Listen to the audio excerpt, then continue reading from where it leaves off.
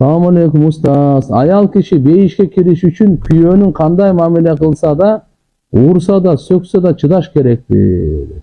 Аллах.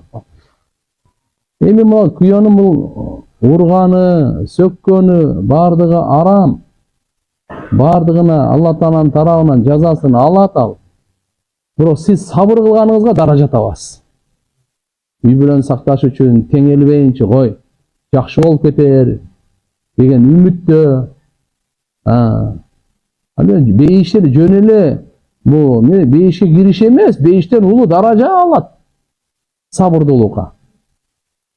Албетте эмес акылынан кетип эле таптакыр эле катыгыраак ушундай урганга сөккөнгө өтө турган болсоң да уже маселени чечиш керек болот.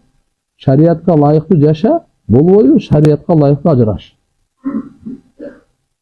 Бирөөнүн кызына зулумдук кылба. Сага ал бир кул эшек эмес. Ал адам ал. Кыямат күнү жооп бересиң.